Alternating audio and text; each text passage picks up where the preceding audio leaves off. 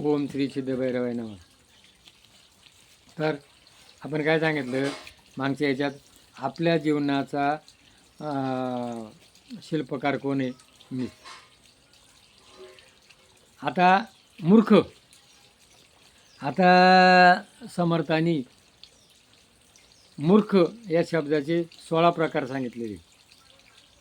काय? मूर्खाचे 16 लक्षणे. आणि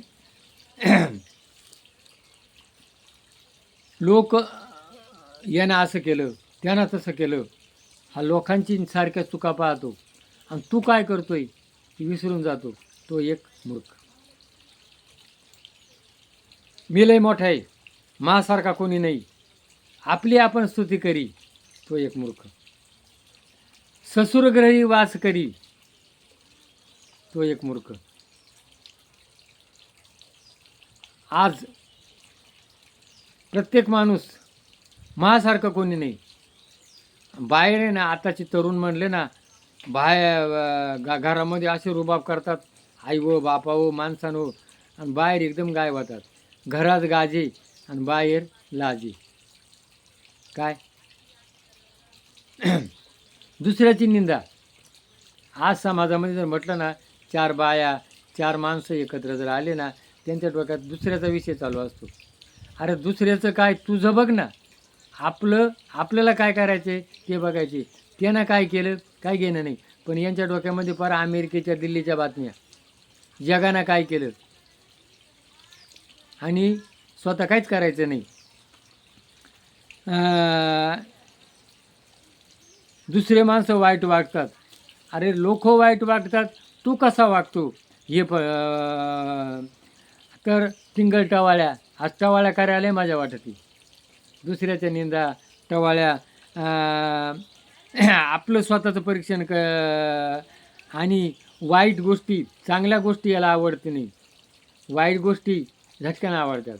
आजच्या जगामध्ये वाईट लवकर आवडतो, चांगलं आवडत नाही.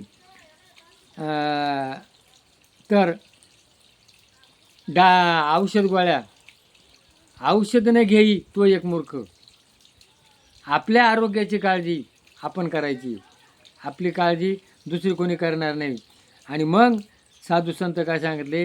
साधू संत सांगितले, आपुले आपण करा सोडवणं, संसार बंधन तोडवावी. आणि मग आपल्या घराचं मंदिर व्हावा. आपल्या घराचं मंदिर होण्याकरता आपण काय करायला पाहिजे? आपल्या मुलाबाळांना चांगलं वळण लावायला पाहिजे. आपण स्वतः चांगलं राहायला पाहिजे. आपण चांगलं राहिलो, आपलं अनुकरण कोण? आपले मुलं घेतात. आपले मुलं काय आहे? टेप रेकॉर्ड आहेत. आपण जसं करू तसं ते करतात. आपण जर मुलाका जर इडी पेटवायला लावली घरामध्ये, तो इडी पेटून आणतो, ती इडी वजू नये म्हणून तो वडीत येतो, सिगरेट याच्याकडे देतो. आपण दारू पितो, मग ते मुलगं बघतं. आपल्या पत्नीशी आपण भांडतो मुलांसामने. आज प्रत्येक कुटुंबामध्ये आपल्या मुलांसामने आपण कधी भांडू नये. आपण भांडल्यानंतर त्यांना ते वळण लागतं. म्हणजे आपल्या घराचं मंदिर होण्याकरता आपल्या मुलांना आईबापाची सेवा केली पाहिजे. मुलांनी नवऱ्यानं बायकोचं ऐकलं पाहिजे, बायकोनं नवऱ्याचं ऐकलं पाहिजे. बघा नदी असती, ती नदी कुठं जाती? समुद्राला मिळायला. समुद्राला ज्या वेळेला नदी मिळती तेव्हा समुद्र आणि नदी एकरूप होती. तसं नवरा आणि बायको ज्या वेळेला लग्न होईल त्यावेळेला त्यांचं काय पाहिजे? समर्पण पाहिजे. बायको आणि नवरा भेदभाव याला काय म्हणतात? संसार सागर. मग आज सागरात जर तुम्हाला राहायचं तर नवरा आणि बायको हा भेदच नाही राहायला पाहिजे. पण आज काय आहे? शरीरानं एकत्र येतात, मनानं विभक्त आहे. मन एकमेकाला देते नाही. आणि मग आपल्या नवरा बायकोचे भांडणं झगडे कोण पाहतात? मुलं पाहतात. मग लहान भावांना मोठ्या भावाची आज्ञा पाळली पाहिजे. कुटुंबामध्ये आपण काय करायला पाहिजे? सकाळचे उठल्यावर लक्ष्मी कुठे? कराग्रे वसते लक्ष्मी, कर मुले सरस्वती, करमध्ये तू गोविंदा, प्रभाते कर दर्शन. पृथ्वी माता आहे, तिथे दर्शन घेतले पाहिजे. जेवण करताना जीवन करी जीवित अन्न हे परब्रह्म. अन्न आज जेवण करताना भांडणं करतात, झगडे करतात. अन्न हे परब्रह्म आहे. अन्न कोणतं पाहिजे? सात्विक पाहिजे.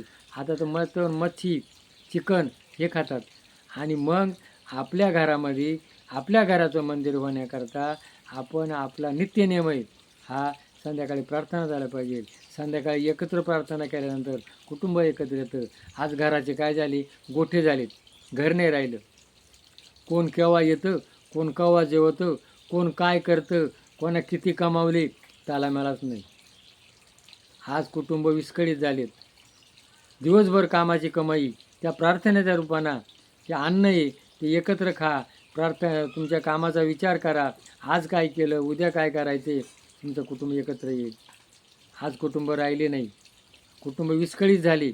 आणि मग आपण काय करतो, दुःखी दीन झालेलं आहे.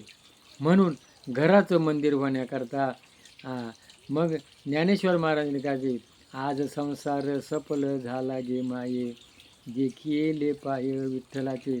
मग तुमचा संसार सफल केव्हा होईल, तुम्ही जेव्हा तुमच्या कुटुंबामध्ये जेवताना, झोपताना, उठताना, बसताना भगवंताचं चिंतन कराल तेव्हा तुमचा संसार.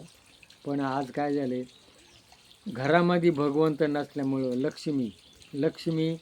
लक्ष्मी आणि नारायण दोन्ही पाहिजे.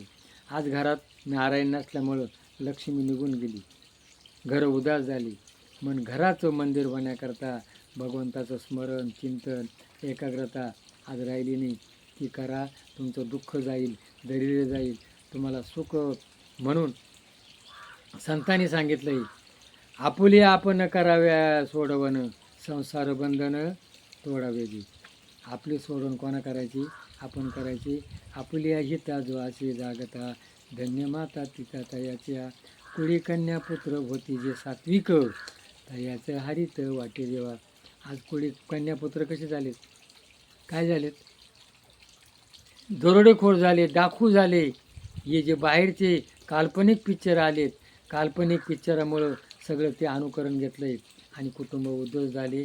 म्हणून गीता, ज्ञानेश्वरी, भागवत, दासबोध हे ग्रंथ वाचा आणि ते आपल्या जीवनाचं सार्थक करा. हा निर्दय दुर्लभ आहे, हा आज मिळाला उद्या मिळणार नाही. याची किंमत तुम्हाला केव्हा कळते, जेव्हा जाईल. मग एखादा माणूस मरतो तेव्हा हा दुःख करतो, मरे एक त्याचा दुजा शोक वाये, अकस्मात तोही जाणार आहे. अरे तो मेला, तो रडतो, पण तूही मरणार आहे. म्हणून आपुल्या हिता जो असे जागता, धन्य माता पिता तयाची, क्षणोक्षणी आची करावा विचार, उद्धाराया पार जड जेवा. म्हणून दिवसातला एक क्षण, एक दिवस किती कोटी रुपये दिल्यावर हा क्षण मिळणार आहे, नाही. दिवसही मिळणार नाही. मग उगवला दिवस काय करायचे, आपण विचार करायचे आणि आपली सोडवण आपणच करायचे. आपला उद्धार करण्याकरता आपण करा आणि जागृत व्हा. जय भैरवनाथ महाराज की जय.